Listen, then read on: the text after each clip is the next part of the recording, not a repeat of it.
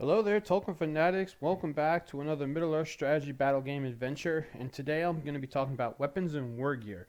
So I may split this into two videos, I may not. I'm just going to go through the chapter and talk about different weapons and war gear. And if it starts getting towards the 15-minute mark, I'm going to go ahead and cut it. My goal is to not get past 15 minutes anymore, if I can help it, except for things like army reviews and stuff of that nature.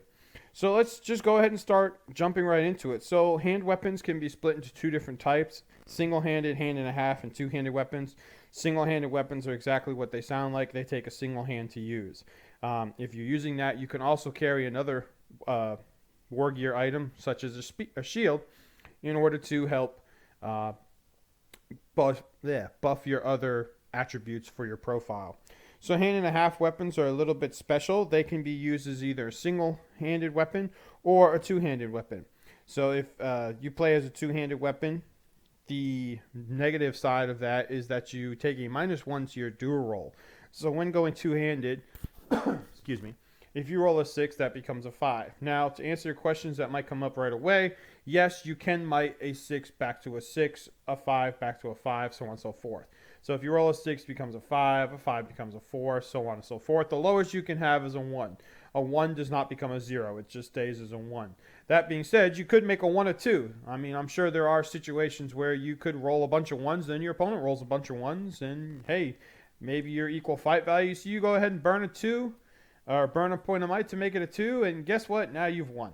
But yes, you can might a negative back up. You can might a dice roll back up to what it was. So like they said, 6s can go back to 6s. The bonus for going with a two-handed weapon is the fact that you get +1 to your wound roll. That's really good. So if you need a 6 normally to wound, now you need a 5. If you need a 5 to wound, now you need a 4, so on and so forth.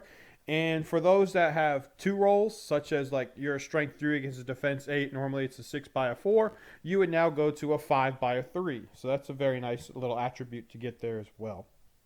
Okay, so moving right along, those are pretty quick and easy. Special strikes, I'm not going to talk about them right now. Let's just say, though, that every weapon out there has a certain type of strike that they can do. Axes, clubs, daggers, flails, hammers, maces, mauls, picks, scourges, staffs, swords, whips. They all have different special strikes they can do, and I'm going to make special strikes its own separate video. But for now, let's just, for ease of sake, we're going to say that everything out there can do a special strike. So stay tuned for the future. I'll get you a special strike video coming very soon. Unarmed models, they take a -1 to their dual roll and a -1 to their wound roll. So unfortunately, it is possible where if you need a 6 to wound and you're unarmed, you are not wounding, because you can't get a 7. It's impossible to get a 7. So yeah, that sucks. So models that are unarmed, the only one that can come to mind right now for me is Galadriel. I believe Celeborn is unarmed as well from the Lothlorien list, unless you give him a hand and a half sword. So that is the downside. It will say specifically that they are unarmed. It will say this model is unarmed in the profile under war gear. So you will take a -1 to your dual roll and a -1 to your wound roll. Okay? So moving on, spears. Spears are great. So let's just go straight through spears real quick and we'll read through this. There's a whole lot to it, but I'll try and keep it, nice and easy. Spear. An infantry model that is armed with a spear may assist a friendly model with the same base size or smaller. That is key. Base size or smaller.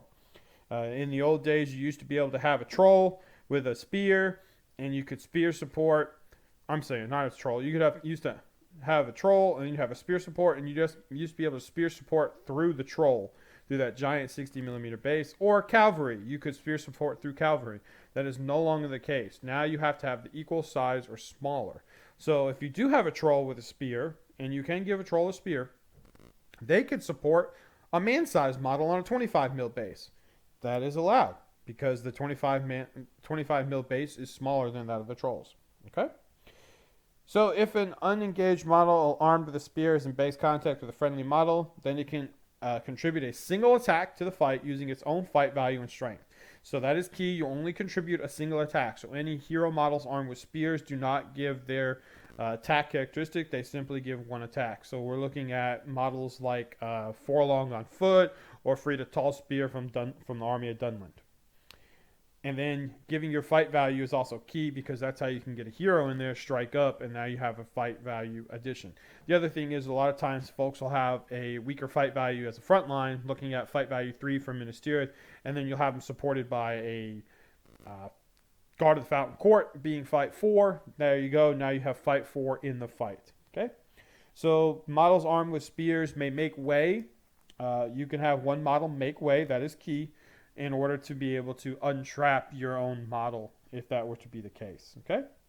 So we'll read through some other things here real quick. Benefit for, oh yes. This is key. Heroic combats. I went over that. Go check out those videos. I'll leave a link in the cards above. If you do a heroic combat, a spear model is not directly in combat. Therefore, they do not get to move again from the benefit of heroic combat. All right. So moving along, war spears. So war spears are a special type of spear. When a model with this fights as a cavalry, the war spear is considered a lance. And we'll just go over lances real quick. Lances give you +1 to wound when you charge.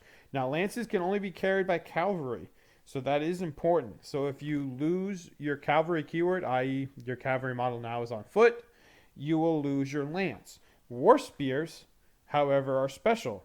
When they are cavalry, when the model carrying them has a cavalry keyword, they count as a lance to give you that +1 to wound. But when they go to infantry, they revert back to a spear. So some models that are famous for having this is, again, Forlong the Fat. And then I believe it's the Serpent Riders of Harad have that as well. So that's where, okay, now these guys, that's what makes Forlong really good is the fact that he's strength 5, +1 to wound with the lance. Lance, it's a war spear. And then when he goes dismounted, which you hope it never happens, he does have a spear now, since that's how a war spear works. Okay. Pikes require 2 hands to use, therefore you are unable to take a shield. I'm going to segue back to spears. I should have said this. Spears count as a hand weapon. Since they are a hand weapon, you can take another hand weapon, that being a shield. So that's how you get spear and shield models. Pikes, however, are too cumbersome. They require 2 hands, therefore you cannot carry a shield with a pike. Now, there are a couple models out there that break this rule. Easterling Warriors are the only ones I can think of off the top of my head. I believe there's another one, but don't quote me on that. But Easterling Warriors, it says so right in their profiles that they can take a pike and a shield, which is very good because Easterlings, in my opinion, needed a lot of help. And those Black Dragon Acolytes definitely helped a little bit. Looking forward to trying to get some of those and get them into a game soon. Okay.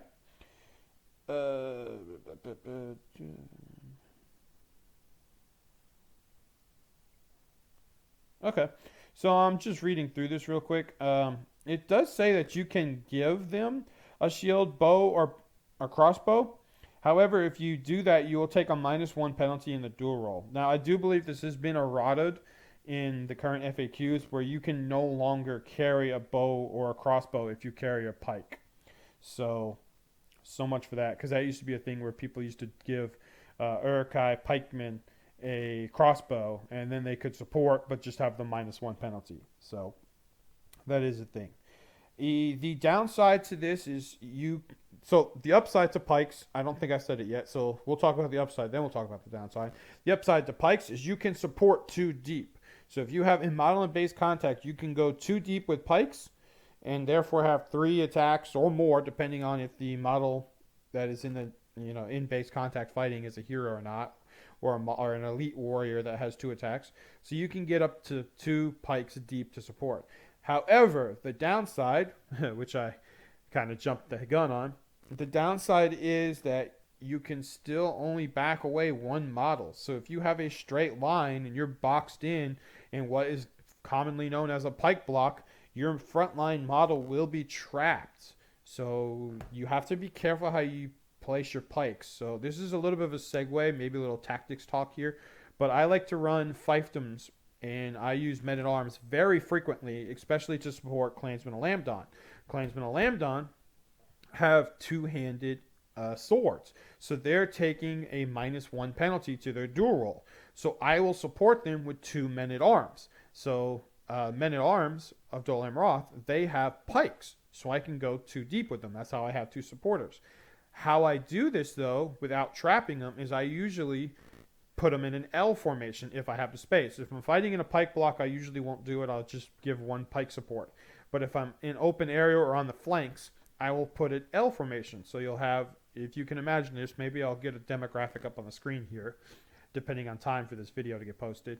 If you think about it, you'll have your base-to-base contact with your enemy, then 1 pike behind it, and then the other pike in base contact but to an L. There's nothing that says you can't do this. It simply says they have to be in base contact. So that is pretty useful and a good way to do it. Therefore, if you lose the fight, you can back your pike away, the one that's in initial base contact with the model that's fighting, and then you can back the model away. So that's a good way to keep yourself from trapping in but still utilizing pike blocks or pikes to go 3 deep. Because sometimes it's not beneficial to put 3 guys in combat, in base contact with 1 model, especially if that model has multiple attacks or it's a hero. So, I mean, like Dwarven Iron Guard, they have 2 attacks. Isengard, Uruk-hai Berserkers have 2 attacks. So if you have 3 guys in that in base contact and then you lose the fight, your opponent can wound and kill 2 of your guys. So sometimes it's better to go ahead and do that little pike block like that, like I said, using the L formation in order to get more attacks in there, but only risk losing 1 man if you lose the fight. Okay? So let's go ahead and we'll talk about a couple more things.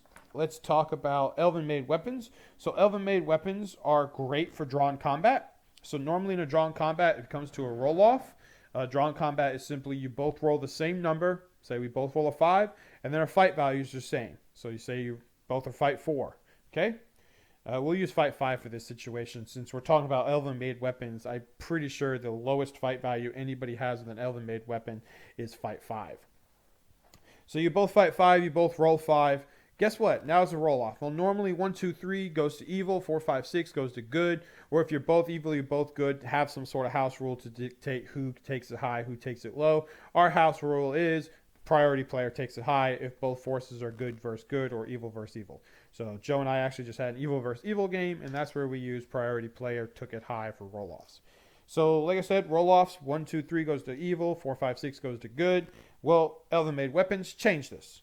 So instead of it being a 4 through 6 for good, now it is a 3 through 6. So you increase your chance of winning a roll-off from 50% to 66%. Conversely, if you're taking it low, 1, 2, 3, you take it on 1 through 4 instead. So that's just something there. So Master Forged weapons, this is another thing. Lendil has one of these, and I believe so does Aragorn, I want to say. I'm just trying to give 2 examples, but I know Elendil from Numenor definitely does. So models with a Master Forged weapon do not suffer the -1 penalty for using a 2-handed weapon. So that's really good. So if you have, for example, a Master Forged or Master Crafted Elven-made weapon, you can go 2-handed and your roll, so you don't take the -1 to your dual roll, and you're winning roll-offs on 3 through 6, and you're getting +1 to wound. So yeah, some of those guys are really, really good out there. Okay? I already talked about lances. Again, only can have them when you're cavalry. Get +1 to wound when you charge. This does include charging cavalry, other cavalry or monsters, because normally cavalry models can knock down infantry models. Well, cav versus cav you can't knock down, or a monster model, or any model that's strength 6 or higher, I believe it is. So you still get your +1 to wound, though, against those models. Staffs of Power, those are seen with wizards. You can just name 3 quick ones: Gandalf, Saruman, and Radagast. There you go. They all have Staffs of Power. That is a 1.5-hand staff. So it's a 1.5-hand weapon, which means they can use it as a 1-handed or 2-handed weapon. And it is a staff, so there are special strikes for staves. Like I said, we'll talk about those in the future. And then the biggest bonus is the fact that they get 1 point of will to expend per turn from free without depleting their store. And last but not least, whips. A whip is a throwing weapon. It is a 2-inch range, and it's a strength of 1. So you can purchase whips, or you can, some models have them automatically. I believe the Orc Taskmaster, Haradrim Taskmasters, those guys have those types of weapons. Okay? So that's everything for now. I'll talk about changing weapons on a model and special strikes later. Like I said, I'm looking at my timer and I'm getting to exactly 15 minutes right this, hold on for it, this second right now. So I want to go ahead and stop it here. And I appreciate everybody who has liked, shared, and subscribed. Please, please, please keep it up. Um, it's really helping. I'm seeing a fast growth. But again, about 60% of the viewers are not subscribed. So please help me out, guys. Please help me beat those analytics for YouTube and get my videos out there. I really appreciate it. I'm hoping to get some monetization here in the next year or so I can bring you guys some really good battle reports, some really good videos, and some really good content. That is my goal, as well as expanding and looking at other Tolkien avenues as well. So until next time, guys, take care and enjoy Tolkien's Legendarium in all its extremities.